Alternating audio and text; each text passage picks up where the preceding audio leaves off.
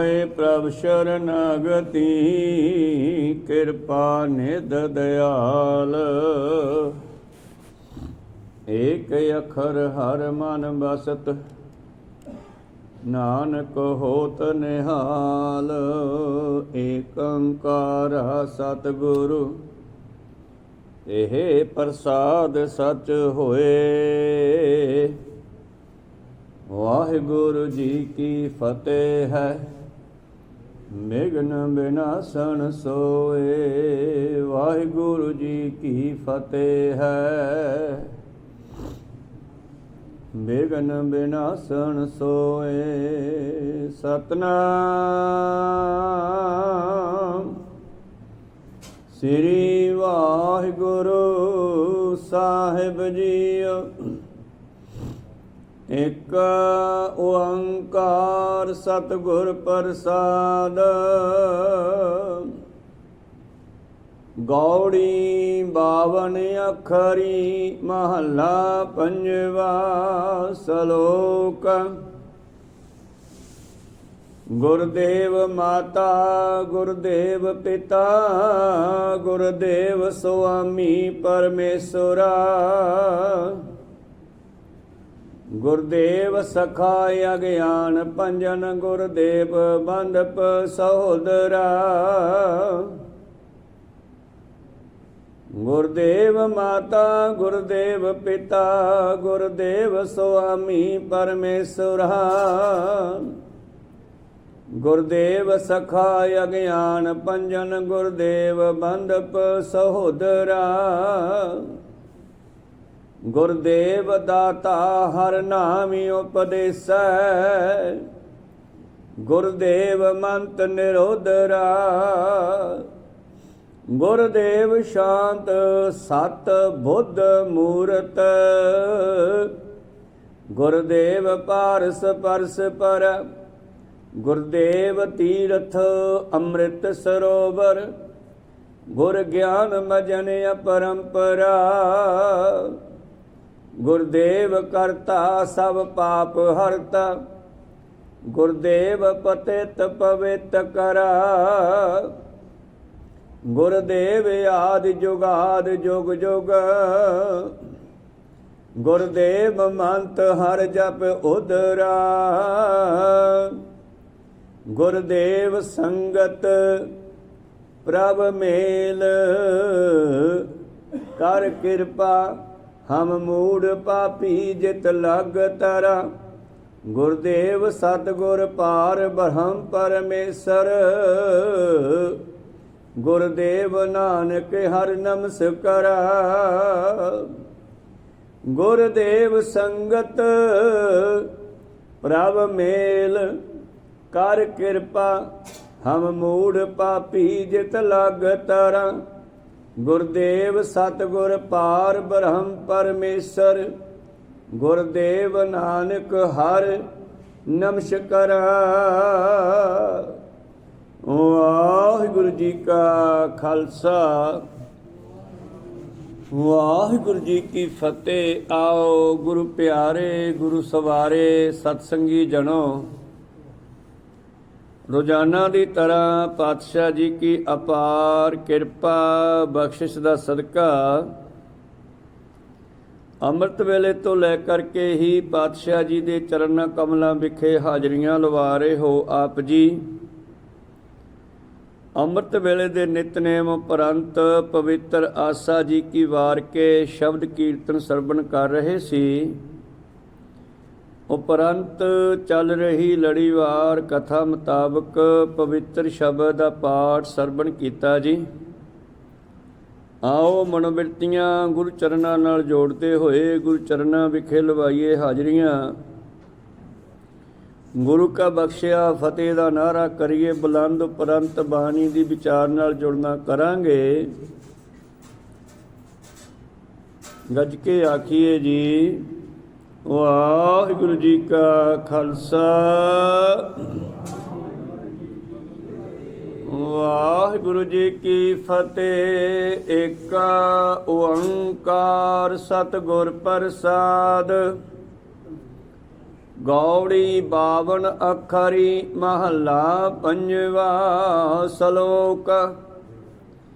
ਗੁਰਦੇਵ ਮਾਤਾ ਗੁਰਦੇਵ ਪਿਤਾ ਗੁਰਦੇਵ ਸੁਆਮੀ ਪਰਮੇਸ਼ਵਰਾ।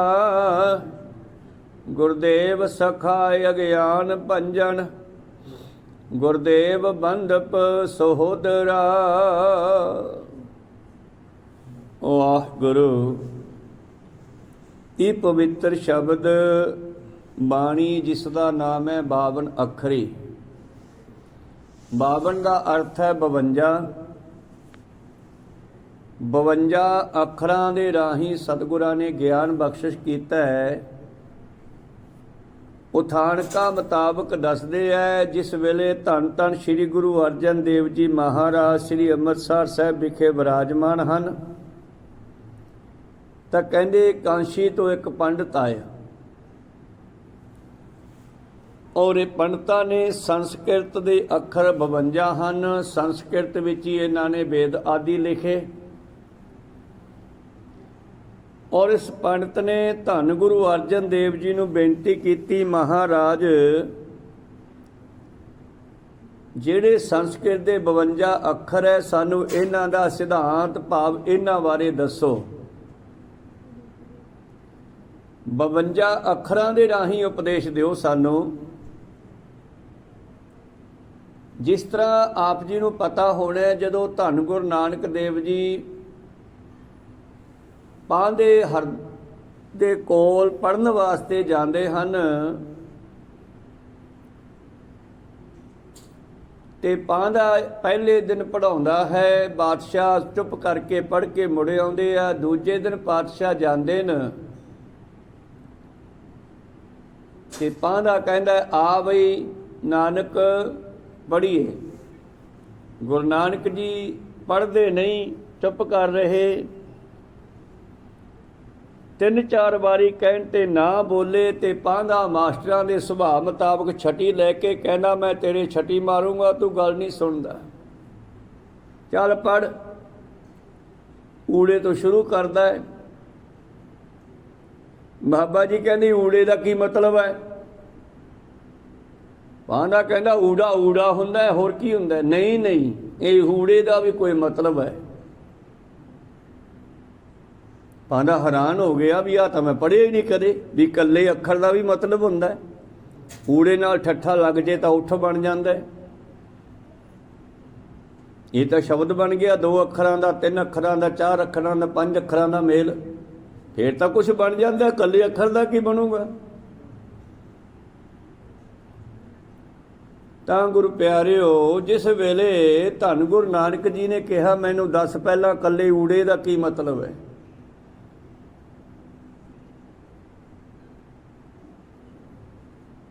ਤਾਂ ਫਿਰ ਹੈਰਾਨ ਹੋ ਗਿਆ ਪਾਂਦਾ। ਕਹਿੰਦਾ ਫਿਰ ਨਾਨਕ ਤੂੰ ਹੀ ਦੱਸ ਕੀ ਮਤਲਬ ਹੈ?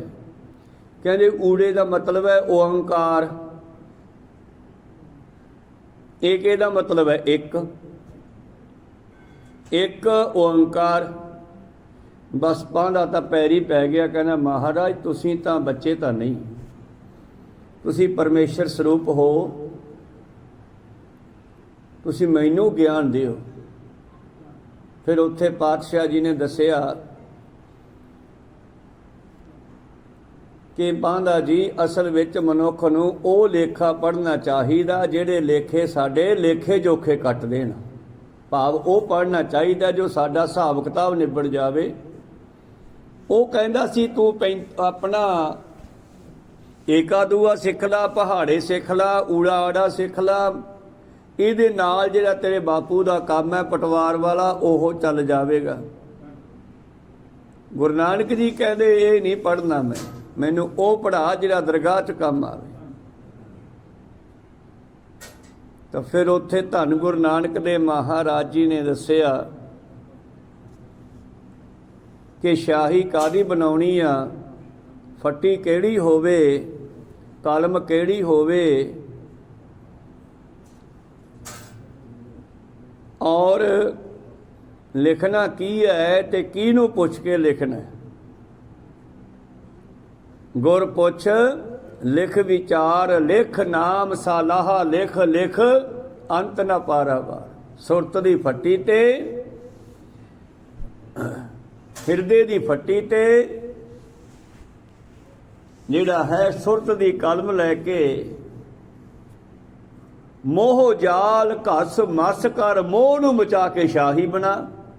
ਆ ਤੁਸੀਂ ਵੱਡੀਆਂ ਉਮਰਾਂ ਵਾਲੇ ਜਿਹੜੇ ਬੈਠੇ ਹੋ, ਕਾਲੀ ਸ਼ਾਹੀ ਦੀਆਂ ਪੁੜੀਆਂ ਆਉਂਦੀਆਂ ਸੀ, ਉਹ ਇੱਕ ਲੱਕੜ ਨੂੰ ਮਚਾ ਕੇ ਬਣਾਈਆਂ ਜਾਂਦੀਆਂ। ਕਹੋ ਸਤਨਾਮ ਸੀ। ਜਿਹੜੀ ਕਾਲੀ ਸ਼ਾਹੀ ਆਉਂਦੀ ਆਪਣੀ ਫੱਟੀਆਂ ਤੇ ਲਿਖਣ ਵਾਲੀ, ਉਹਨੂੰ ਰਸ਼ਨਾਈ ਵੀ ਕਹਿੰਦੇ ਸੀ, ਸ਼ਾਹੀ ਕਹਿੰਦੇ ਆਪਾਂ। ਉੱਥੇ ਫਿਰ ਪਹਿਲਾ ਸ਼ਬਦ ਉਚਾਰਿਆ ਸਤਿਗੁਰਾਂ ਨੇ ਆਪਣੇ ਮਾਸਟਰ ਪਾਂਧੇ ਨੂੰ ਸੰਬੋਧਨ ਕਰਕੇ, ਮੋਹ ਜਾਲ, ਮੋਹ ਨੂੰ ਮਚਾ ਕੇ ਸਾੜ ਕੇ, ਘਸ ਰਗੜ ਕੇ, ਮੋਹ ਜਾਲ ਘਸ ਮਸ ਕਰ ਮਸ ਮੱਸਾ, ਮੱਸਾ ਮੌਕਾ ਕਾਲਾ ਮਤਲਬ ਕਾਲਾ, ਕਾਲੀ ਸ਼ਾਹੀ ਬਣਾ ਮੋਹ ਨੂੰ ਮਚਾ ਕੇ। ਮੋਹ ਜਾਲ ਘਸ ਮਸ ਕਰ ਮਤ ਕਾਗਦ, ਆਪਣੀ ਮਤ ਨੂੰ ਕਾਗਜ਼ ਬਣਾ, ਕਿਉਂਕਿ ਮਤ ਵਿੱਚ ਹੀ ਸਾਡੇ ਵਿਕੇ ਵਿਕਾਰ ਵੀ ਲਿਖੇ ਗਏ, ਮਤ ਵਿੱਚ ਹੀ ਨਾਮ ਵੀ ਲਿਖਿਆ ਜਾ ਸਕਦਾ। ਇੱਕ ਮਨਮਤ ਹੈ ਤੇ ਇੱਕ ਗੁਰਮਤ ਹੈ। ਨਾਮ ਲਿਖ ਲਿਆ ਗੁਰਮਤ ਬਣ ਗਿਆ, ਜੇ ਮਨ ਦੀਆਂ ਮਰਜ਼ੀਆਂ ਵਿਸ਼ੇ ਵਿਕਾਰ ਲਿਖ ਲਏ ਫਿਰ ਮਨਮਤ ਬਣ ਗਈ। ਤਾਂ ਮਤ ਸਾਫ ਦੀ ਫੱਟੀ ਆ, ਸਾਡੀ ਬੱਚੇ ਦੀ ਫੱਟੀ ਆ ਮਤ, ਬਿਲਕੁਲ ਪੋਚੀ ਹੋਈ, ਸਾਫ ਕੀਤੀ ਹੋਈ, ਕੋਰਾ ਕਾਗਜ਼ ਜਿਹਨੂੰ ਆਪਾਂ ਕਹਿ ਦਈਏ। ਤੇ ਜਿਵੇਂ ਜਿਵੇਂ ਬੱਚੇ ਨੂੰ ਵੱਡੇ ਹੁੰਦੇ ਆ ਸੰਗਤ ਮਿਲਦੀ ਹੈ, ਉਹੋ ਜਿਹਾ ਲਿਖਿਆ ਜਾ ਰਿਹਾ ਹੈ। ਜੈਸੀ ਸੰਗਤ ਵੈਸੀ ਰੰਗਤ। ਮੋਹ ਜਾਲ ਘਸ ਮਸ ਕਰ ਮਤ ਕਾਗਦ ਕਰ ਸਾਰ, ਭਾਉ ਕਲਮ ਕਰ ਚਿੱਤ ਲਿਖਾਰੀ।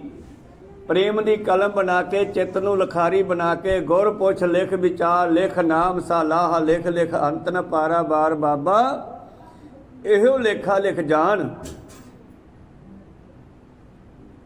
ਜਿੱਥੇ ਲੇਖਾ ਮੰਗਿਆ ਤਿੱਥੇ ਹੋਏ ਸੱਚਾ ਨਿਸ਼ਾਨ। ਉੱਥੇ ਜਿੱਥੇ ਹਿਸਾਬ ਕਿਤਾਬ ਪੁੱਛੂਗਾ ਧਰਮਰਾਜ, ਉੱਥੇ ਇਹ ਲੇਖਾ ਕੰਮ ਆਊਗਾ, ਤੇਰੇ ਇੱਕ ਦੂਏ ਨਹੀਂ ਕੰਮ ਆਉਣੇ। ਕਹੋ ਸਤਨਾਮ ਸ੍ਰੀ। ਇਹ ਪਹਾੜੇ ਨਹੀਂ ਕੰਮ ਆਉਣੇ। ਪਹਿਲੇ ਦਿਨ ਪਹਾੜੇ ਪੜ੍ਹਾਏ, ਦੂਜੇ ਦਿਨ ਊੜਾ ਆੜਾ ਪੜ੍ਹਾਉਣ ਲੱਗੇ। ਇਸੇ ਤਰ੍ਹਾਂ ਹੀ ਸਤਿਗੁਰਾਂ ਨੇ ਇਹ ਜਿਹੜੀ 52 ਅੱਖਰੀ ਹੈ, ਕਬੀਰ ਸਾਹਿਬ ਨੇ ਵੀ ਲਿਖੀ ਹੈ। 52 ਅक्षर ਲੋਕ ਤ੍ਰੈ ਸਭ ਕਿਛ ਇਨਹੀ ਮਾਹੇ। ਇਹ ਅੱਖਰ ਖਿਰ ਜਾਏਂਗੇ ਓਏ ਅੱਖਰ ਇਨਮੈ ਨਾਹੇ। ਜਹ ਬੋਲਤਾ ਅਛਰ ਆਵਾ ਜਹ ਅਬੋਲਤਾ ਮਨ ਨਾ ਰਹਾਵਾ। ਬੋਲ ਅਬੋਲ ਮਦ ਹੈ ਸੋਈ ਜਸ ਉਹ ਹੈ ਤਸ ਲਖੈ ਨਾ ਕੋਈ। ਜਿਸ ਵੇਲੇ ਗੁਰੂ ਪਿਆਰਿਓ ਇਸ ਪੰਡਤ ਨੇ ਸਤਿਗੁਰਾਂ ਨੂੰ ਬੇਨਤੀ ਕੀਤੀ, ਮਹਾਰਾਜ ਕਿਰਪਾ ਕਰਕੇ ਸਾਨੂੰ ਇਹ 52 ਅੱਖਰ ਜੋ ਸੰਸਕ੍ਰਿਤ ਦੇ ਹਨ, ਇਹਨਾਂ ਦੇ ਬਾਰੇ ਵੀ ਦੱਸੋ। ਇਹਨਾਂ ਦਾ ਕੀ ਮਤਲਬ ਹੈ, ਇਹਨਾਂ ਦਾ ਕੀ ਸਿਧਾਂਤ ਹੈ। ਅੱਖਰਾਂ ਦੇ ਅਰਥ ਕੋਈ ਬਿਰਲਾ ਹੀ ਕਰ ਸਕਦਾ ਹੈ। ਗੁਰੂ ਸਾਹਿਬ ਨੇ ਕੀਤੇ ਆ, ਕੱਲੇ ਕੱਲੇ ਅੱਖਰ ਦੇ ਅਰਥ ਨਹੀਂ, ਤਾਂ ਲੋਕਾਂ ਨੇ 2-2 4-4 ਜੋੜ ਕੇ ਸ਼ਬਦ ਬਣਾ ਕੇ ਫਿਰ ਸਮਝੇ ਆ। ਤਾਂ ਗੁਰੂ ਪਿਆਰਿਓ, ਧੰਨ ਗੁਰੂ ਨਾਨਕ ਗੁਰੂ ਅਰਜਨ ਦੇਵ ਜੀ ਮਹਾਰਾਜ ਫਿਰ ਇਹ 52 ਅੱਖਰੀ ਉਚਾਰਨ ਕਰਦੇ ਆ। 1647 17 ਵਿਸਾਖ ਨੂੰ ਤਰਨ ਤਾਰਨ ਦਾ ਸਰੋਵਰ ਪੁੱਟਿਆ ਗਿਆ। ਸ਼ੁਰੂਆਤ ਹੋਈ 1647 ਦੇ ਵਿੱਚ ਬਣਾਇਆ ਗਿਆ। ਮਤਲਬ ਉਸ ਤੋਂ ਬਾਅਦ ਗੁਰੂ ਪਿਆਰਿਓ 1653 10 ਸਾਲਾਂ ਦੇ ਵਿੱਚ ਤਰਨ ਤਾਰਨ ਸ਼ਹਿਰ ਵਸਿਆ। ਸਰੋਵਰ ਦੇ ਵਿੱਚ ਜਲ ਪਾਇਆ ਗਿਆ, ਭਾਵੇਂ ਕਿ ਉਦੋਂ 2 ਸਾਈਡਾਂ ਹਜੇ ਬਣੀਆਂ ਨਹੀਂ ਸੀ। ਨੂਰਦੀਨ ਦੀ ਸਰਾਂ ਵਾਸਤੇ ਮੁਗਲਾਂ ਦੇ ਸਰਕਾਰੀ ਬੰਦੇ ਸਿੱਖਾਂ ਦੀਆਂ ਬਣਾਈਆਂ ਇੱਟਾਂ ਚੱਕ ਕੇ ਲੈ ਗਏ ਤੇ ਪੌੜ ਵਿਚਾਲੇ ਰਹਿ ਗਏ। ਦੋਨੇ 2 ਸਾਈਡਾਂ ਦੇ 2 ਸਾਈਡਾਂ ਬਣ ਗਈਆਂ, 2 ਰਹਿ ਗਈਆਂ ਸੀ। ਪਹਿਲੇ ਦਿਨ ਹੀ ਪਾਤਸ਼ਾਹ ਨੇ ਬਚਨ ਕਰਤਾ। ਇੱਕ ਖੱਤਰੀ ਨੇ ਆ ਕੇ ਠਿਆਨੀ ਮੱਥਾ ਟੇਕਤੀ, 50 ਪੈਸੇ, ਮਤਲਬ ਰੁਪਈਏ ਦਾ ਅੱਧਾ ਹਿੱਸਾ ਮੱਥਾ ਟੇਕਤਾ। ਪਹਿਲੇ ਦਿਨ ਹੀ ਜਦੋਂ ਤੱਕ ਲਾਉਣਾ ਸੀਗਾ, ਜਿਸ ਵੇਲੇ ਉਹਨੇ 50 ਪੈਸੇ ਅੱਧਾ ਰੁਪਈਆ ਮੱਥਾ ਟੇਕਿਆ ਤੇ ਪਾਤਸ਼ਾਹ ਫੜ ਕੇ ਠਿਆਨੀ ਹੱਥ 'ਚ ਕਹਿੰਦੇ, ਇਹ ਸਰੋਵਰ ਅੱਧਾ ਹੀ ਬਣੂਗਾ, ਅੱਧਾ ਰਹਿ ਜਾਊਗਾ। ਕਹੋ ਸਤਨਾਮ। ਇਹ ਸਰੋਵਰ ਹਾਲੇ ਅੱਧਾ ਹੀ ਬਣੂਗਾ। ਇਹ ਬਚਨ ਕਰਤਾ। ਉਹੀ ਗੱਲ ਹੋਈ, ਸਰੋਵਰ ਬਣਨਾ ਸ਼ੁਰੂ ਹੋ ਗਿਆ, ਪਟਾਈ ਸ਼ੁਰੂ ਹੋ ਗਈ। ਇੱਕ ਸਾਈਡ ਦੇ ਪੌੜ ਬਣ ਗਏ, ਇੱਕ ਸਾਈਡ ਦੇ ਪੌੜ ਰਹਿੰਦੇ ਆ। ਇੱਟਾਂ ਬਣੀਆਂ ਪਈਆਂ, ਭੱਠਿਆਂ 'ਚੋਂ ਪਕਾ ਕੇ ਸਿੱਖਾਂ ਨੇ ਰੱਖ ਛੱਡੀਆਂ। ਭਾਈ ਬਹਿਲੋ ਸਭ ਤੋਂ ਪਹਿਲੋਂ ਇਹਨਾਂ ਸਿੱਖਾਂ ਦੀਆਂ ਡਿਊਟੀਆਂ ਇੱਟਾਂ ਬਣਾਉਣ 'ਤੇ ਲੱਗੀਆਂ ਸੀ। ਇੱਟਾਂ ਬੜੀਆਂ ਸੁੰਦਰ ਬਣੀਆਂ, ਪਰ ਕੁਦਰਤੀ ਸਰਕਾਰੀ ਬੰਦਿਆਂ ਨੂੰ ਦਿੱਲੀ ਤੋਂ, ਸੈਂਟਰ ਤੋਂ ਹੁਕਮ ਹੋਇਆ ਵੀ ਜਲਦੀ ਤੋਂ ਜਲਦੀ ਸਰਾਂ ਦੀ ਨਿਉ ਰੱਖੀ ਜਾਵੇ। ਇਹ ਮੰਤਰੀ ਤਾਂ ਨਿਉ ਰੱਖਣ ਤੱਕ ਹੀ ਸੀਮਤ ਹੈ, ਮੁੜ ਕੇ ਜਦੋਂ ਮਰਜ਼ੀ ਬਣੇ ਜਾਂ ਨਾ ਬਣੇ। ਕਹੋ ਸਤਨਾਮ ਸ੍ਰੀ। ਉਹ ਨਿਉ ਰੱਖਣ ਦੀ ਸਲਾਹ ਹੋਈ ਤੇ ਆ ਸਾਉਣ ਦਾ ਮਹੀਨਾ ਚੱਲਦਾ ਸੀ ਤੇ ਇੱਟਾਂ ਕਿਤੋਂ ਮਿਲ ਨਹੀਂ ਰਹੀਆਂ ਸੀਗੀਆਂ। ਨਵੀਆਂ ਬੰਦ ਹੋ ਜਾਂਦੀਆਂ ਬਣਨੀਆਂ, ਪਿਛਲੀਆਂ ਵਿਕ ਜਾਂਦੀਆਂ। ਤਾਂ ਗੁਰੂ ਪਿਆਰਿਓ, ਉਸ ਵੇਲੇ ਕੀ ਹੋਇਆ, ਉਹ ਆਏ, ਕਹਿੰਦੇ ਸਾਨੂੰ ਇੱਟਾਂ ਚਾਹੀਦੀਆਂ। ਸਿੱਖਾਂ ਨੇ ਕਿਹਾ ਵੀ ਇਹ ਇੱਟਾਂ ਸਰੋਵਰ ਵਾਸਤੇ ਬਣਾਈਆਂ, ਤੁਹਾਡੇ ਵਾਸਤੇ ਨਹੀਂ ਬਣਾਈਆਂ ਅਸੀਂ। ਇਹ ਕਹਿੰਦੇ ਦੇਖੋ ਪੈਸੇ ਲੈ ਲਓ ਇੱਟਾਂ ਦੇ, ਸਾਨੂੰ ਦਿੱਲੀ ਤੋਂ ਹੁਕਮ ਆਇਆ, ਅਸੀਂ ਨਿਉ ਰੱਖਣੀ ਹੈ ਜਲਦੀ, ਕਿਉਂਕਿ ਪਿੱਛੋਂ ਵੱਡੀਆਂ ਸਰਕਾਰਾਂ ਦੇ ਡੰਡੇ ਹੁੰਦੇ ਆ ਵੀ ਛੇਤੀ ਕੰਮ ਕਰੋ। ਸਿੱਖਾਂ ਨੇ ਜਵਾਬ ਦਿੱਤਾ, ਉਹ ਕਹਿੰਦੇ ਜੇ ਪੈਸੇ ਨਹੀਂ ਲੈਣੇ ਅਸੀਂ ਧੱਕੇ ਨਾਲ ਲੈ ਜਾਾਂਗੇ। ਤੁਹਾਨੂੰ ਪਤਾ ਫਿਰ ਸਰਕਾਰਾਂ ਆਪਣੀ ਮਰਜ਼ੀ ਕਰਦੀਆਂ ਨੇ। ਅੱਜ ਵੀ ਉਹੀ ਹਾਲ ਆ, ਉਦੋਂ ਵੀ ਉਹ ਹਾਲ ਸੀ। ਉਹ ਧੱਕੇ ਦੇ ਨਾਲ ਸਿੱਖਾਂ ਦੇ ਪਕਾਏ ਆਵੇ ਇੱਟਾਂ ਗੱਡੇ ਭਰ ਕੇ ਲੈ ਗਏ। ਕੰਮ ਰੁਕ ਗਿਆ, ਅੱਧਾ ਸਰੋਵਰ ਪੱਕਾ ਹੋ ਗਿਆ, ਅੱਧਾ ਕੱਚਾ ਰਹਿ ਗਿਆ। ਔਰ ਸਿੱਖਾਂ ਨੇ ਆ ਕੇ ਗੁਰੂ ਆਏ ਪਾਤਸ਼ਾਹ ਨੂੰ ਬੇਨਤੀ ਕੀਤੀ, ਮਹਾਰਾਜ ਸਰਕਾਰੀ ਬੰਦੇ ਆਪਣੀਆਂ ਇੱਟਾਂ ਲੈ ਗਏ ਹੁਣ।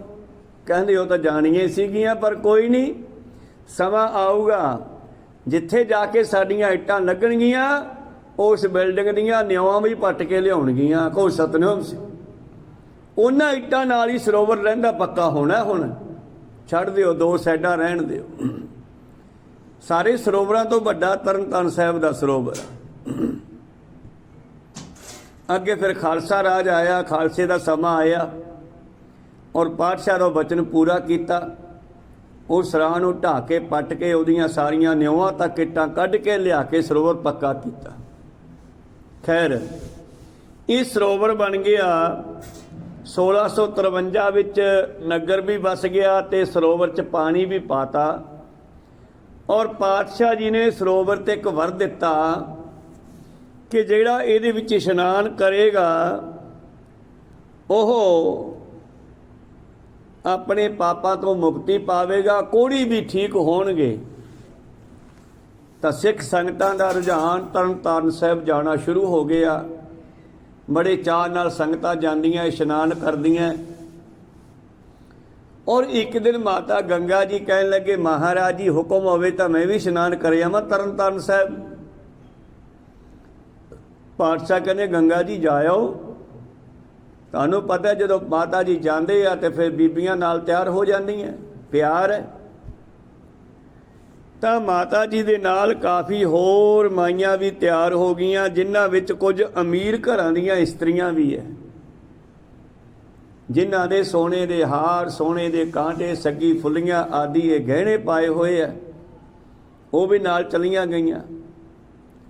ਹੁਣ ਗੁਰੂ ਨਾਨਕ ਦਾ ਘਰ ਹੈ ਜਿਹੜਾ ਇਹ ਸਾਦਾ ਖਾਣਾ, ਸਾਦਾ ਬਾਣਾ, ਸਾਦਾ ਰਹਿਣਾ ਆਦਿ ਇਸ ਨੂੰ ਤਰਜੀਹ ਦਿੰਦਾ। ਉਹਨਾਂ ਬੀਬੀਆਂ ਦੇ ਗਹਿਣੇ ਪਾਏ ਆ। ਗੁਰੂ ਨਾਨਕ ਦੇ ਘਰ 'ਚ ਕਿਸੇ ਚੀਜ਼ ਦਾ ਘਾਟਾ ਨਹੀਂ। ਇੱਥੇ ਨਾ ਸੋਨੇ ਦਾ ਘਾਟਾ ਹੈ, ਨਾ ਵਸਤਰਾਂ ਦਾ ਘਾਟਾ ਹੈ, ਨਾ ਹੋਰ ਚੀਜ਼ਾਂ ਦਾ ਘਾਟਾ ਹੈ। ਪਰ ਸਿੱਖਿਆ ਬਾਬੇ ਅਮਰਦਾਸ ਤੋਂ ਹੀ ਦਿੱਤੀ ਹੋਈ ਆ ਕਿ ਸਾਦਾ ਰਹੋ। ਜੇ ਸਾਦੇ ਰਹੋਗੇ, ਸਾਦਾ ਖਾਓਗੇ, ਸਾਦਾ ਪਹਿਨੋਗੇ, ਤੰਦਰੁਸਤ ਰਹੋਗੇ। ਇਹ ਕੁਦਰਤ ਦਾ ਕਾਨੂੰਨ ਹੈ। ਇਸ ਕਰਕੇ ਗੁਰੂ ਨਾਨਕ ਦੇ ਘਰ ਦੀਆਂ ਬੀਬੀਆਂ, ਇਸਤਰੀਆਂ ਜਿਤਨੀਆਂ ਵੀ ਹੋਈਆਂ, ਜਾਂ ਅੱਜ ਵੀ ਸਿੱਖਾਂ ਦੀਆਂ ਜਿਹੜੀਆਂ ਸਿਆਣੀਆਂ ਬੀਬੀਆਂ ਉਹ ਜ਼ਿਆਦਾ ਫੈਸ਼ਨਾਂ ਨੂੰ ਤਰਜੀਹ ਨਹੀਂ ਦਿੰਦੀਆਂ। ਕਹੋ ਸਤਨਾਮ ਸ੍ਰੀ। ਹੁਣ ਮਾਤਾ ਗੰਗਾ ਜੀ ਸਿਰ ਤੇ ਕਿਸਕੀ ਕਰਦੇ ਆ, ਸਾਦਾ ਲਿਬਾਸ ਪਹਿਨਦੇ ਆ, ਸਾਦੇ। ਹੁਣ ਇੱਕ ਤਾਂ ਖੱਦਰ ਦੇ ਕੱਪੜੇ ਜਿਹੜੇ ਘਰੇ ਬੁਣਦੇ ਆਪਾਂ, ਜਾਂ ਸੂਤੀ ਕੱਪੜੇ ਸਰੀਰ ਨੂੰ ਚੁੱਭਦੇ ਨਹੀਂ, ਤੇ ਜਿਹੜੇ ਫੈਸ਼ਨਦਾਰ ਕੱਪੜੇ ਆ, ਰੇਸ਼ਮੀ ਹੋਰ ਕੱਪੜੇ ਸਰੀਰ ਦੇ ਦਿੱਕਤ ਵੀ ਕਰਦੇ ਆ ਪੇਸ਼। ਇਸ ਕਰਕੇ ਸਾਦੇ ਪਹਿਨਣ ਦਾ ਵੀ ਕਿੰਨਾ ਫਾਇਦਾ ਸਰੀਰ ਨੂੰ। ਕੁਦਰਤ ਨਾਲ ਜੁੜਿਆ ਰਹਿੰਦਾ। ਪਰ ਉਹ ਜਿਹੜੀਆਂ ਪੈਸੇ ਵਾਲੀਆਂ ਅਮੀਰ ਘਰਾਂ ਦੀਆਂ ਮਾਈਆਂ ਸੀਗੀਆਂ, ਉਹਨਾਂ ਨੇ ਮਾਤਾ ਗੰਗਾ ਜੀ ਨੂੰ ਜਾਂਦੇ ਜਾਂਦੇ ਇੱਕ ਗੱਲ ਕਹਿਤੀ। ਕਹਿੰਦੇ ਮਾਤਾ ਜੀ, ਗੁਰੂ ਨਾਨਕ ਦੇ ਘਰ 'ਚ ਕਿਹੜੀ ਚੀਜ਼ ਦਾ ਘੱਟ ਹੈ? ਤੁਸੀਂ ਸਭ ਦੇ ਸਤਿਕਾਰਯੋਗ ਹੋ। ਗੁਰੂ ਨਾਨਕ ਦੇ ਘਰ ਵਿੱਚ ਕਿਸੇ ਵਸਤੂ ਦੀ ਘਾਟ ਨਹੀਂ ਹੈ ਤੇ ਪੂਜਨੀਕ ਹੋ ਸਾਡੇ। ਤੁਸੀਂ ਗਹਿਣੇ ਕੱਪੜੇ ਵਧੀਆ ਪਾਇਆ ਕਰੋ। ਗੁਰੂ ਪੈ ਜਦੋਂ ਕੋਈ ਇੱਦਾਂ ਕਹਿ ਦੇ ਨਾ ਦੂਜੀ ਬੀਬੀ, ਤੇ ਕਈ ਵਾਰੀ ਮਨ ਵਿੱਚ ਇੱਕ ਹੀਨ ਭਾਵਨਾ ਜੀ ਪੈਦਾ ਹੋ ਜਾਂਦੀ ਹੈ। ਇਹ ਗੱਲ ਬੀਬੀ ਭਾਨੀ ਨੂੰ ਕਹੀ ਸੀ ਕਿਸੇ ਨੇ। ਜਦੋਂ ਇਕੱਠੀਆਂ ਲੜਕੀਆਂ ਇੱਕ ਦਿਨ ਬੈਠੀ ਕੱਤੀ ਜਾਂਦੀਆਂ ਸੀ, ਤਾਂ ਗੁਰੂ ਪਿਆਰਿਓ, ਇਹਨੂੰ ਤ੍ਰਿੰਜਣ ਕਹਿੰਦੇ ਆ। ਤ੍ਰਿੰਜਣ ਦਾ ਮਤਲਬ ਜਦੋਂ ਲੜਕੀਆਂ ਕੁਆਰੀਆਂ ਜਾਂ ਵਿਆਹੀਆਂ ਆਈਆਂ ਹੋਈਆਂ ਇਕੱਠੀਆਂ ਬੈਠ ਕੇ ਚਰਖਾ ਕੱਤਦੀਆਂ, ਨਾਲੇ ਆਪਦੀਆਂ ਅਨੇਕਾਂ ਗੱਲਾਂ ਕਰਦੀਆਂ, ਨਾਲੇ ਪੂਣੀਆਂ ਕੱਤ ਲੈਂਦੀਆਂ। ਤੇ ਉਹਨਾਂ ਵਿੱਚ ਮਾਤਾ ਭਾਨੀ ਜੀ ਵੀ ਬੈਠੇ ਸੀ। ਬਚਪਨ ਦੀ ਗੱਲ ਆ, ਉਹਨਾਂ ਦੇ ਵਿਆਹਣ ਤੋਂ ਪਹਿਲਾਂ ਦੀ। ਤਾਂ ਬੈਠੇ ਬੈਠੇ ਜਿਹੜੀਆਂ ਹੁਣ ਬੱਚੀਆਂ ਹੋਰ ਆਉਂਦੀਆਂ ਅਮੀਰ ਘਰਾਂ ਦੀਆਂ ਤ੍ਰਿੰਜਣ ਵਿੱਚ, ਉਹਨਾਂ ਦੇ ਗਹਿਣੇ ਗੂਣੇ ਪਾਏ ਹੁੰਦੇ ਆ, ਔਰ ਬੀਬੀ ਭਾਨੀ ਦੇ ਗਹਿਣੇ ਨਹੀਂ ਪਾਏ ਹੋਏ। ਕਹਿੰਦੇ ਜਿਸ ਵੇਲੇ ਇਹ ਬੀਬੀ ਬੈਠੀ ਆ ਤੇ ਕੁਝ ਮਨ ਵਿੱਚ ਹੀਨ ਭਾਵਨਾ ਜਿਹੀ, ਕੁਝ ਸ਼ੰਕਾ ਜਿਹਾ ਪੈਦਾ ਹੋ ਗਿਆ ਮਨ ਵਿੱਚ ਵੀ ਇਹਨਾਂ ਸਾਰੀਆਂ ਨੇ ਗਹਿਣੇ ਪਾਏ ਆ ਤੇ ਮੇਰੇ ਗਹਿਣੇ ਨਹੀਂ ਪਾਏ। ਤੇ ਬੀਬੀ ਭਾਨੀ ਗੁਰੂ ਅਮਰਦਾਸ ਜੀ ਨੂੰ ਕਹਿੰਦੀ, ਬਾਪੂ ਜੀ ਗੱਲ ਕਹਿਣੀ ਸੀ। ਦੱਸ ਬੇਟੇ, ਆ ਜਿਹੜੀਆਂ ਮੇਰੀਆਂ ਸਹੇਲੀਆਂ ਸਾਰਿਆਂ ਦੇ ਹਾਰ ਪਾਏ ਆ, ਕਿਸੇ ਦੇ ਕਾਂਟੇ ਪਾਏ ਆ, ਕਿਸੇ ਦੇ ਚੂੜੀਆਂ ਪਾਈਆਂ, ਸੋਨੇ ਦੇ ਗਹਿਣੇ ਪਾਏ ਆ, ਤੇ ਮੇਰੇ ਕੋਲੇ ਕੋਈ ਗਹਿਣਾ ਹੀ ਹੈ ਨਹੀਂਗਾ। ਕਹੋ ਸਤਨਾਮ ਸ੍ਰੀ। ਤੇ ਬਾਪੂ ਗੁਰੂ ਅਮਰਦਾਸ ਜੀ ਕਹਿੰਦੇ, ਬੇਟਾ ਕਿੰਨਾ ਕੁ ਸਿਉਣਾ ਚਾਹੀਦਾ? ਬੱਚੀ ਕਹਿੰਦੀ, ਜੀ ਦੇਖ ਲਓ ਬਾਪੂ ਜੀ, ਬਸ ਗਹਿਣੇ ਗੂਣੇ ਜੇ ਬਣ ਜਾਣ।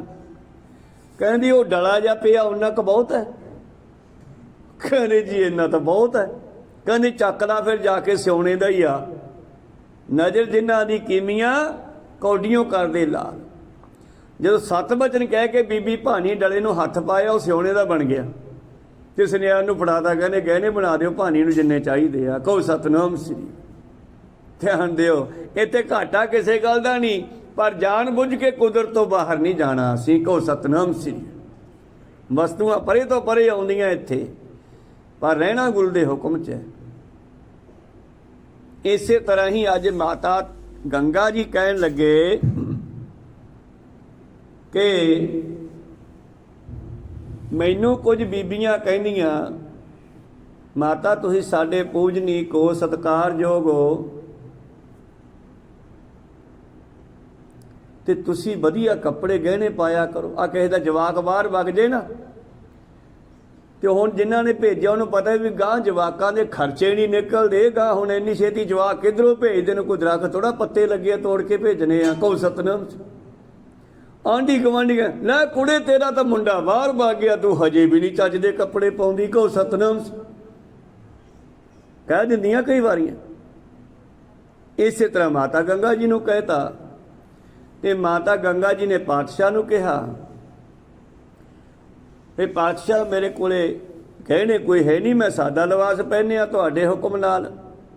ਤੇ ਕੁਝ ਸਾਡੇ ਨਾਲ ਅਮੀਰ ਘਰਾਂ ਦੀਆਂ ਬੀਬੀਆਂ ਗਈਆਂ ਸੀ, ਉਹ ਮੈਨੂੰ ਇੱਦਾਂ ਕਹਿੰਦੀਆਂ ਸੀਗੀਆਂ ਵੀ ਤੁਸੀਂ ਵਧੀਆ ਕੱਪੜੇ ਨਹੀਂ ਪਾਉਂਦੇ, ਵਧੀਆ ਗਹਿਣੇ ਗੁਣੇ ਨਹੀਂ ਪਾਉਂਦੇ, ਗੁਰੂ ਘਰ 'ਚ ਕਿਹੜੀ ਚੀਜ਼ ਦਾ ਘੱਟ ਹੈ। ਇੱਕ ਵਾਰੀ ਰੇਸ਼ਮੀ ਕੱਪੜੇ ਆਏ ਕਸ਼ਮੀਰ ਤੋਂ, ਮਾਤਾ ਗੰਗਾ ਜੀ ਨੇ ਅਗਲੇ ਸਾਲ ਧੁੱਪ ਲਵਾਉਣ ਵਾਸਤੇ ਸੁੱਕਣੇ ਪਾਤੇ ਕੋਠੇ ਤੇ। ਉਹਨਾਂ ਕੱਪੜਿਆਂ ਨੇ ਬੀਬੀ ਕਰਮੋਂ ਦਾ ਦਿਮਾਗ ਘਮਾਤਾ। ਕਹੋ ਸਤਨਾਮ ਸੀ ਵੀ ਇਹਨਾਂ ਦੇ ਘਰ ਤਾਂ ਰੇਸ਼ਮੀ ਕੱਪੜੇ ਆਉਂਦੇ ਆ ਤੇ ਸਾਨੂੰ ਤਾਂ ਮਿਲਦੇ ਹੀ ਨਹੀਂਗੇ।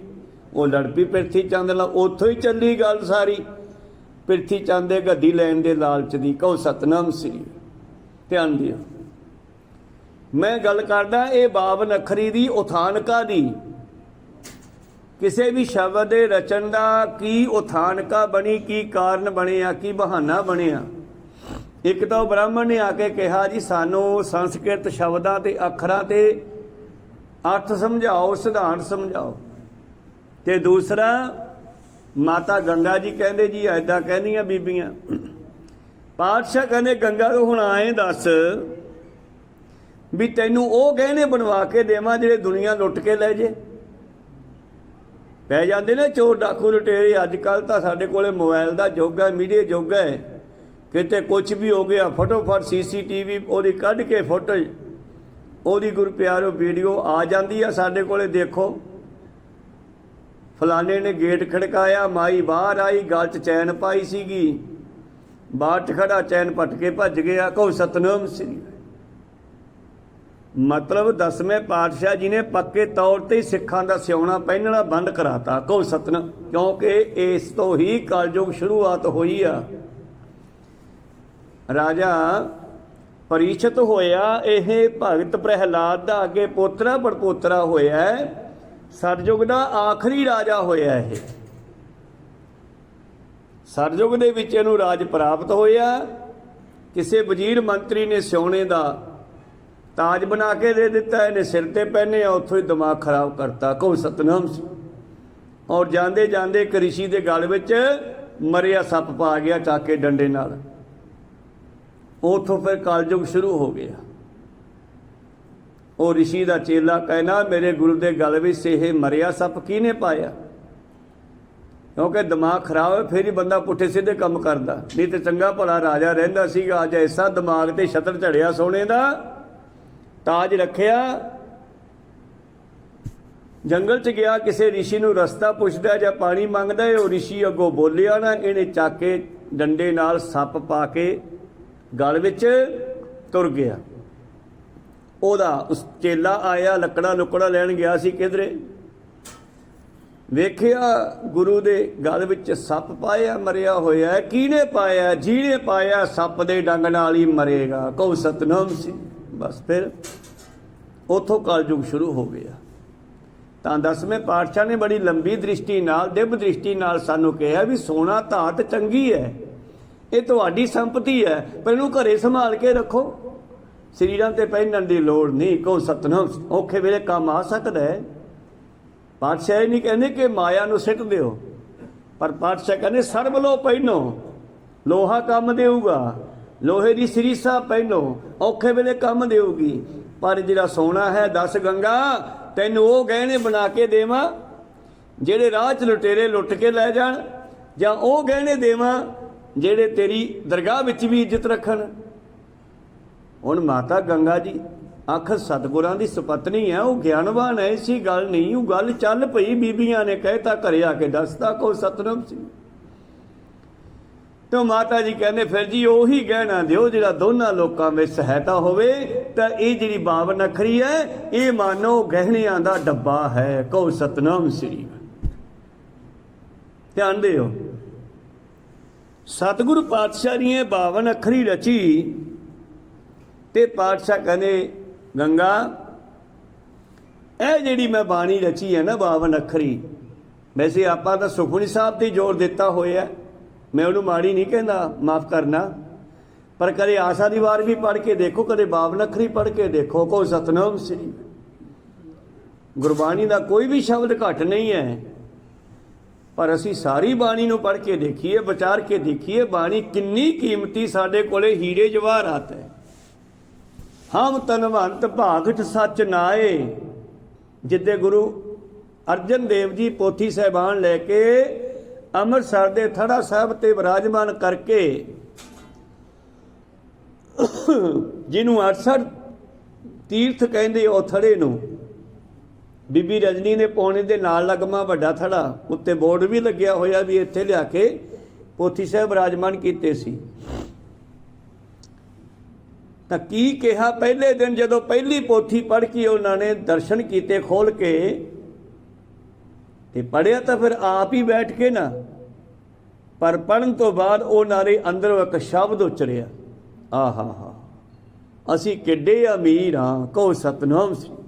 ਹਮ ਧਨਵੰਤ, ਅਸੀਂ ਧਨੀ ਹਾਂ, ਭਾਗਠ ਸੱਚ ਨਾਏ, ਅਸੀਂ ਭਾਗਾਂ ਵਾਲੇ ਹਾਂ, ਕਿਉਂਕਿ ਸਾਡੇ ਕੋਲੇ ਸੱਚਾ ਨਾਮ ਹੈ, ਝੂਠਾ ਨਹੀਂ ਹੈਗਾ। ਕਹੋ ਸਤਨਾਮ। ਹਰ ਗੁਣ ਗਾਵੇ ਸਹਿਜ ਸੁਭਾਏ, ਹਰੀ ਦੇ ਗੁਣ ਗਾਇਆ ਕਰੀਏ ਮਿੱਤਰੋ, ਆਪਣੇ ਵਰਗਾ ਅਮੀਰ ਕੋਈ ਨਹੀਂ। ਕਹੋ ਸਤਨਾਮ ਸ੍ਰੀ। ਕਿਉਂ ਮਹਾਰਾਜ?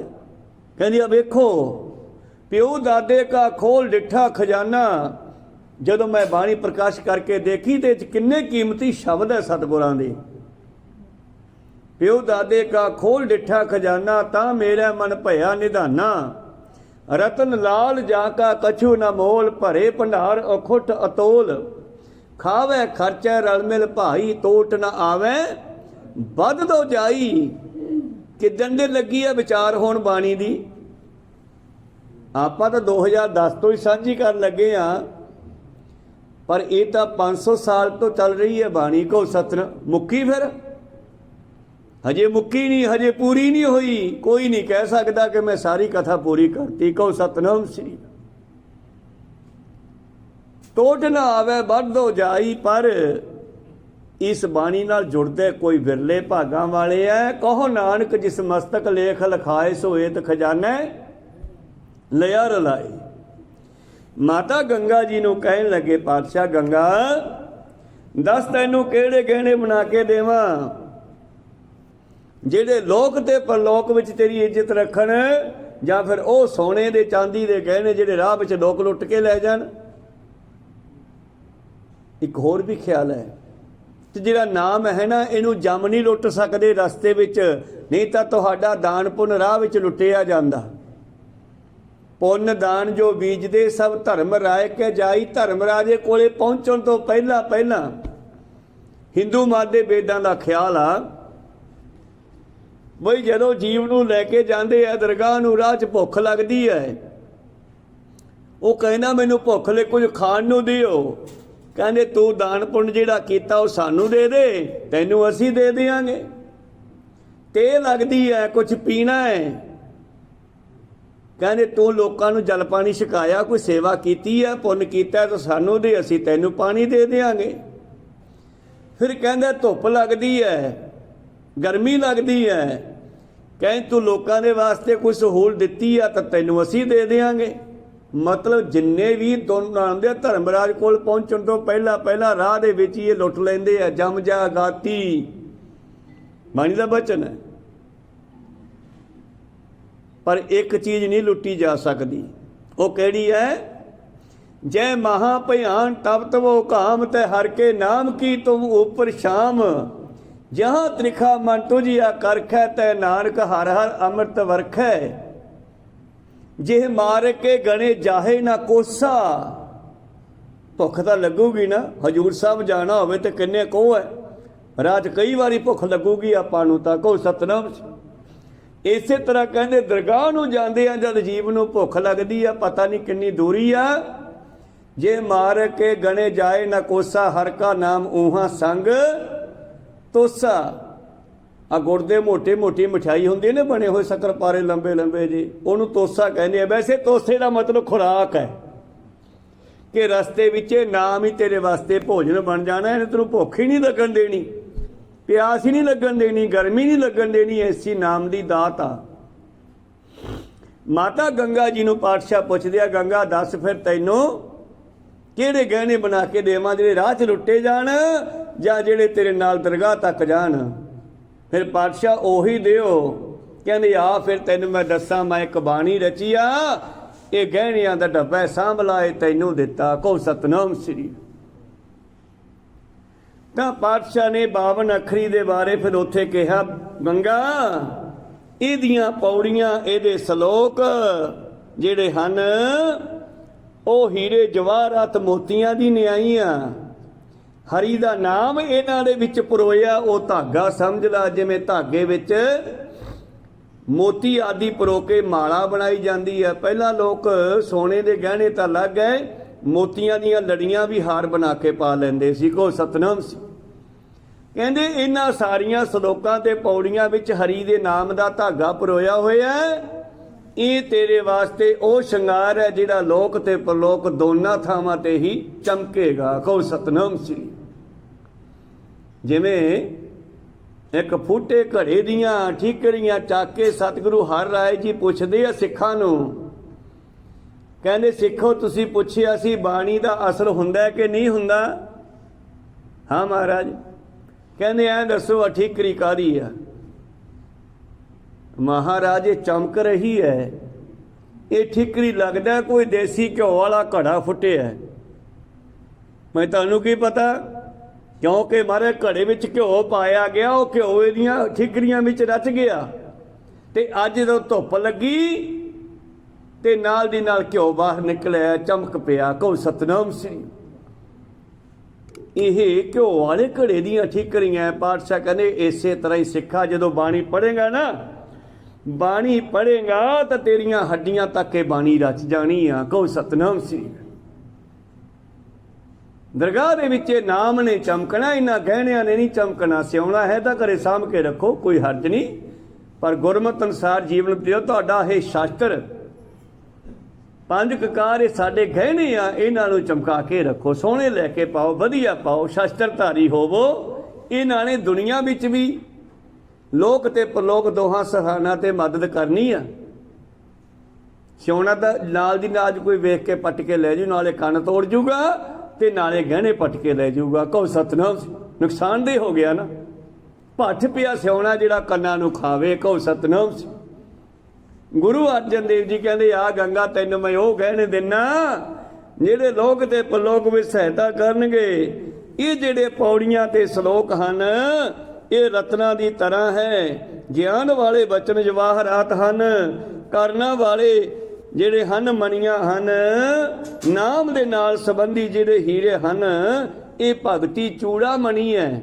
ਚੂੜਾਮਣੀ ਜੋ ਬੀਬੀਆਂ ਚੂੜੀਆਂ ਪਾਉਂਦੀਆਂ ਸੋਨੇ ਦੀਆਂ, ਵਿੱਚ ਨਗ ਜੜੇ ਹੁੰਦੇ ਆ।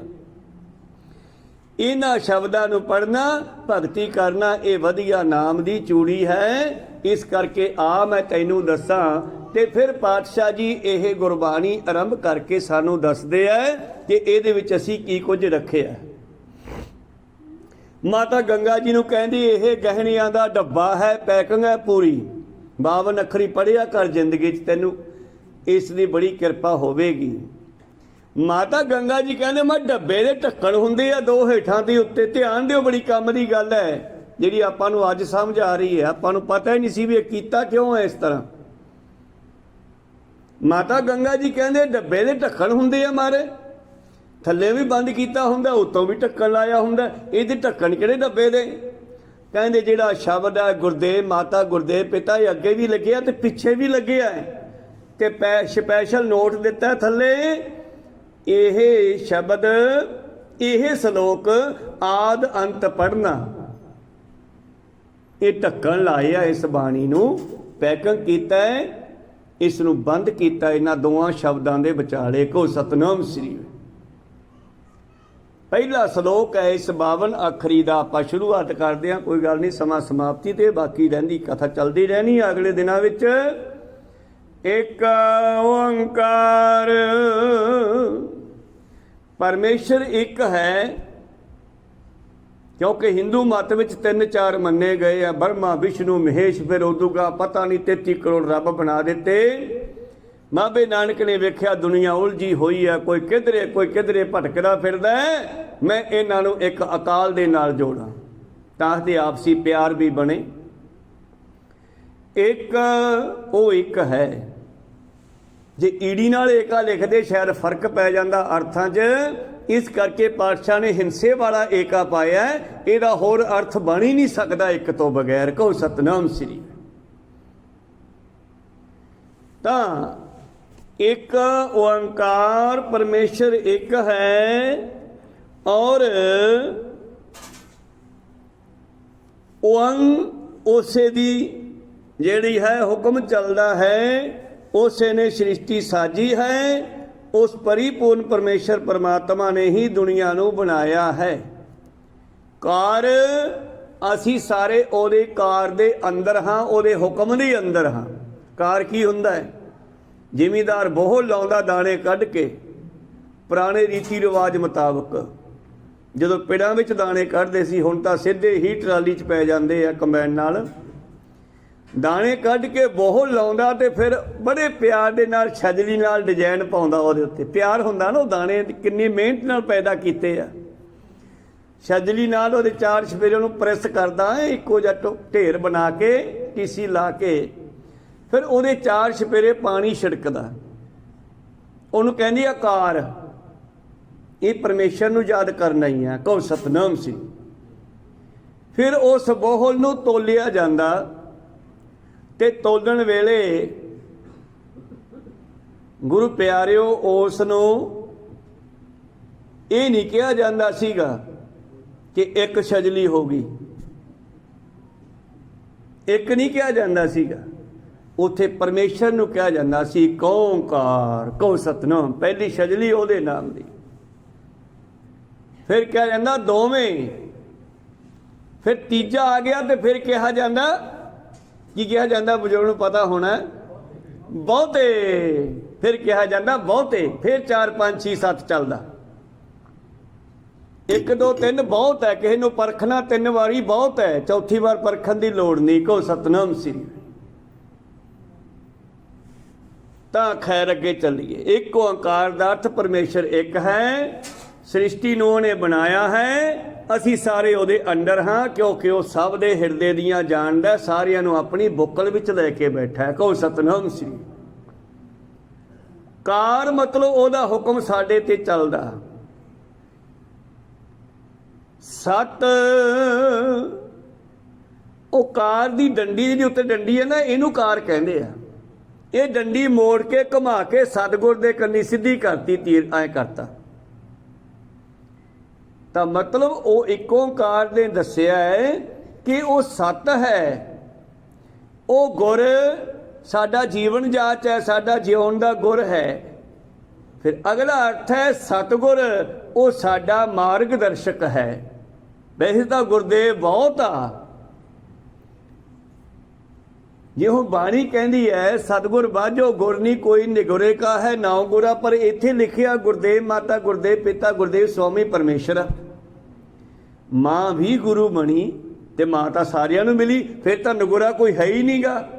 ਇਹਦਾ ਮਤਲਬ ਮਾਂ ਕਿਹਦੇ ਕੋਲੇ ਨਹੀਂ, ਪਰ ਫਿਰ ਬਾਣੀ ਕਹਿੰਦੀ ਨਿਗੁਰਾ ਹੈ, ਕਿਉਂਕਿ ਅਸਲੀ ਜਿਹੜਾ ਇਹ ਸਾਰੇ ਸਾਨੂੰ ਗੁਰ ਦਿੰਦੇ ਆ ਸਰੀਰ ਦੇ ਜਿਉਣ ਦਾ। ਮਾਂ ਪਿਓ ਸਵਾਮੀ ਹੁੰਦੇ ਆ ਮਾਸਟਰ, ਤੇ ਪਰ ਜਿਹੜਾ ਸਤਿਗੁਰ ਹੈ ਉਹ ਆਤਮਿਕ ਜੀਵਨ ਦਾ ਗਿਆਨ ਦਿੰਦਾ, ਕਹੋ ਸਤਨਾਮ।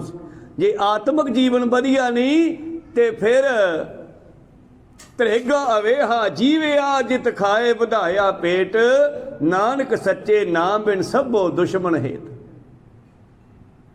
ਉਹ ਇੱਕ ਹੈ, ਓੰ, ਉਸੇ ਨੇ ਸ੍ਰਿਸ਼ਟੀ ਬਣਾਈ ਹੈ, ਸ੍ਰਿਸ਼ਟੀ ਉਸੇ ਦਾ ਰੂਪ ਹੈ।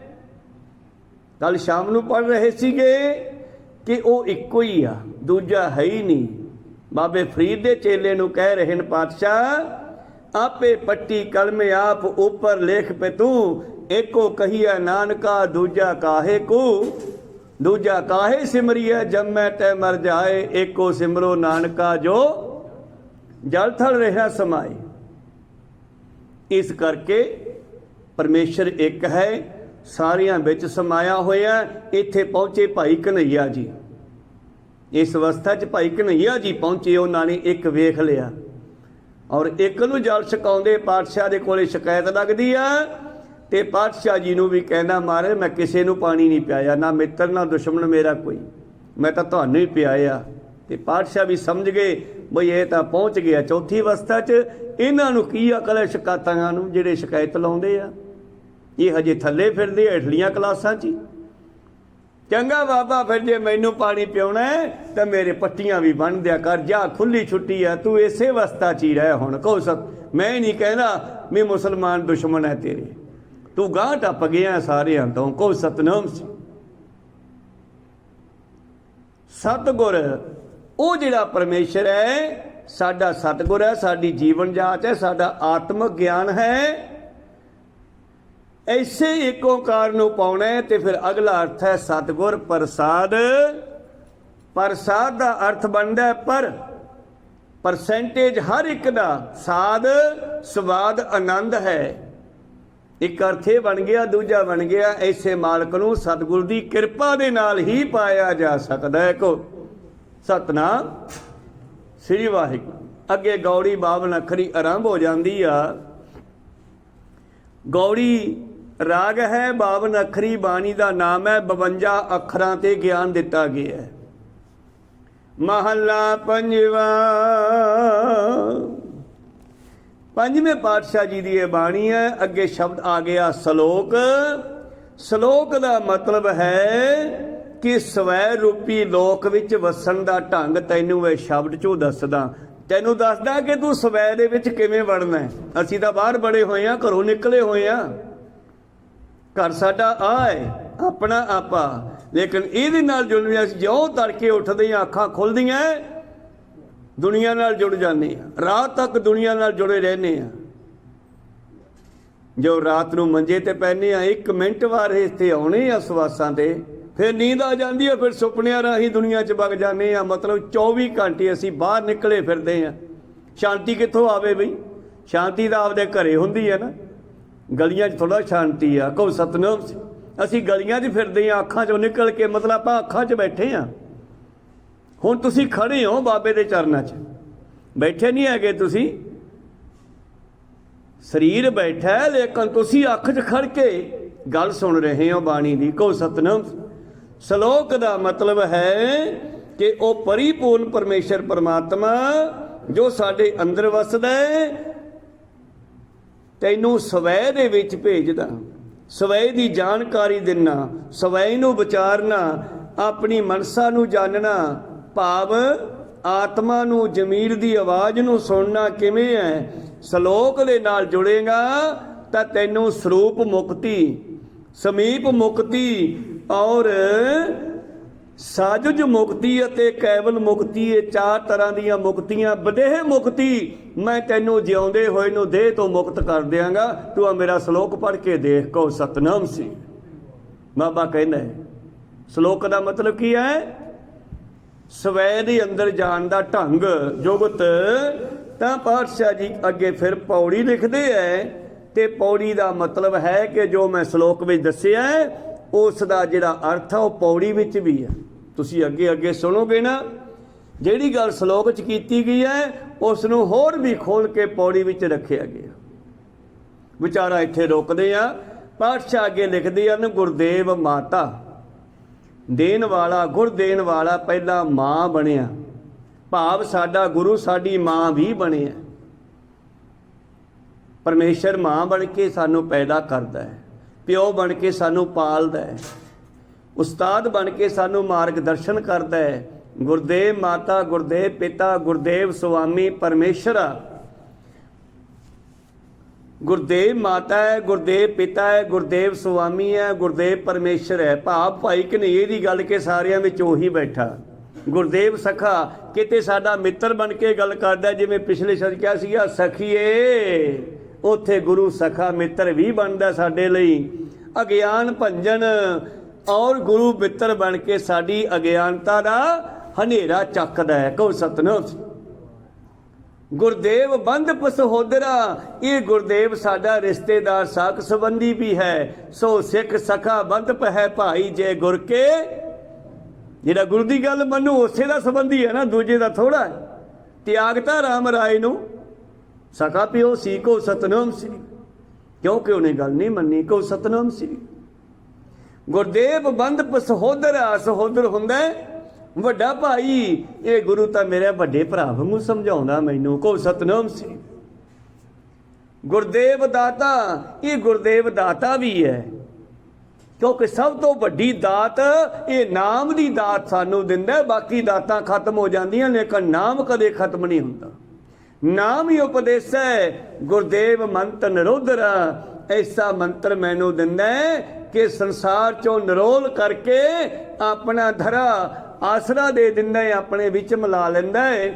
ਗੁਰਦੇਵ ਸ਼ਾਂਤ, ਇਹ ਮੇਰਾ ਗੁਰਦੇਵ ਨੇ ਮੈਨੂੰ ਗਿਆਨ ਦੇ ਕੇ ਸ਼ਾਂਤੀ ਦਿੱਤੀ ਹੈ। ਸਤ, ਸੱਚ ਨਾਲ ਜੋੜਿਆ ਹੈ। ਬੁੱਧ, ਅਕਲ ਦਿੱਤੀ ਹੈ ਗੁਰੂ ਨੇ, ਗੁਰਮਤ ਗਿਆਨ ਦਿੱਤਾ ਹੈ। ਬੁੱਧ ਮੂਰਤ ਗੁਰਦੇਵ, ਜਿਹੜੀ ਗੁਰਦੇਵ ਦਾ ਸਰੂਪ ਹੈ ਨਾ, ਜਿਹੜਾ ਮੇਰਾ ਗੁਰੂ ਹੈ ਨਾ, ਪਾਰਸ ਪਰਸ ਪਰ। ਜਦੋਂ ਮੈਂ ਇਹਦੇ ਨਾਲ ਟੱਚ ਹੋਇਆ ਮੈਨੂੰ ਲੋਹੇ ਤੋਂ ਸਿਉਣਾ ਬਣਾ ਦਿੱਤਾ। ਕਹੋ ਸਤਨਾਮ। ਮੈਨੂੰ ਲੋਹੇ ਤੋਂ ਸੋਨਾ ਬਣਾ ਦਿੱਤਾ। ਕਿੰਨਾ ਤੁਸੀਂ ਸਤਿਕਾਰ ਕਰਦੇ ਹੋ, ਪਿਆਰ ਕਰਦੇ ਹੋ। ਇਹ ਸਾਰਾ ਇਸੇ ਦੀ ਕਿਰਪਾ ਨਾਲ ਹੀ ਹੈ। ਕਹੋ ਸਤ। नहीं तो फिर हम रुलते फिरते कोई बात ना पूछता। गुर सतगुर संग कीरे हम थापे। गुरु की कृपा कि मैं इत्थे बैठन जोगा करता। को सतनाम। हाँ, पारस ते संत विच एक फर्क है। पारस लोहे को सोना करे, साधु कर ले आप समान। को सतनाम। गुरु इन्नी कृपा करदा कि आप दे वर्गा ही बना लेंदा। कमाल होगी। गुरदेव पारस परस परा। गुरदेव तीर्थ, ये तीर्थां वर्गा गुरदेव जिहड़ा साडियां पापां दीयां मैलां नूं लाह दिंदा ज्ञान दे नाल। अमृत सरोवर है, इहदे कोले अमर दी ओह बूंद है ਜਿਹੜੀ ਮ੍ਰਿਤੂ ਤੋਂ ਬਾਹਰ ਕੱਢ ਲੈਂਦੀ ਹੈ। ਗੁਰ ਗਿਆਨ ਮਜਨੀ ਅਪਰੰਪਰਾ। ਓਏ ਮਣਾ ਐਸੇ ਗੁਰਦੇਵ ਦੇ ਗਿਆਨ ਰੂਪੀ ਸਰੋਵਰ ਵਿੱਚ ਇਸ਼ਨਾਨ ਕਰਕੇ ਹੀ ਤੂੰ ਅਪਰੰਪਰ ਪਰਮੇਸ਼ਰ ਨੂੰ ਮਿਲ ਸਕਦਾ ਹੈ। ਗੁਰਦੇਵ ਕਰਤਾ ਸਾ ਪਾਪ ਹਰਤਾ। ਇਹ ਗੁਰਦੇਵ ਸ੍ਰਿਸ਼ਟੀ ਨੂੰ ਬਣਾਉਣ ਵਾਲਾ ਹੈ, ਸਾਡੇ ਪਾਪਾਂ ਨੂੰ ਹਰਨ ਵਾਲਾ ਹੈ। गुरदेव पतित पवित्र करा सानू गंदियां नू चंगे बनाने वाला है। गुरदेव आर जुगाड़ जुग जुग। ये गुरु सदा है। परमेश्वर ते गुरु दोने एको ही आए, कदे खत्म नहीं होणगे। गुर परमेश्वर एको जान। गुरदेव आर जुगाड़ जुग जुग सारे जुगां विच है। गुरदेव मंत, गुरदेव दे दिते मंत्र नू पढ़, हर जप उधरा तो तर जावेगा। गुरदेव संगत, ए संगत भी मेरी गुरु दा रूप ही है। कहो सतनाम। कहा ना 20 विसवे संगत, 21 विसवे संगत, 20 विसवे गुरु। ते गुरु कहना मैं संग तो बगैर कख भी नहीं हैगा। कहो सतनाम। इन सिखन को द्यों पातशाह कदे इन्हां नूं मैं राज देऊंगा, आजाद करनगे कि ऐसा गुरु साडे वास्ते आया। तो इसे तरह ही पातशाह कहते इन्हीं की कृपा से धन धाम भरे, तो संगत ही मेरा गुरु है। समाप्ति करिए। गुरदेव सतगुर पार ब्रह्म परमेश्वर। गुरदेव संगत प्रभ, ये संगत ही रब दा रूप है। मेल प्रभु नूं मिलाउण वाली है। कर कृपा बेनती करिए हम मूड़ पापी जित लग तरा। गुरदेव सतगुर पार ब्रह्म परमेश्वर। गुरदेव नानक हर नमस्कार। ऐसे गुरदेव नूं बार बार नमस्कार करदा नानक। कृपा कर मैं भी तर जावां। सो ये 52 अखरी आरंभ हुई अगले सलोक की गल। कल के दीवाना अगले दीवाना में सरवण करांगे। इत्थे रोकण की आग्या बख्शो। बोलदियां ने एक अखर बाद घट हो जाते। सिख संगतां ते सतगुरु बख्शण जो गया बख्श लेना जी। समाप्ति करिए। बुलाओ फतेह पाओ फतेह। वाहिगुरु जी का खालसा, वाहिगुरु जी की फतेह। वाहिगुरु वाहिगुरु।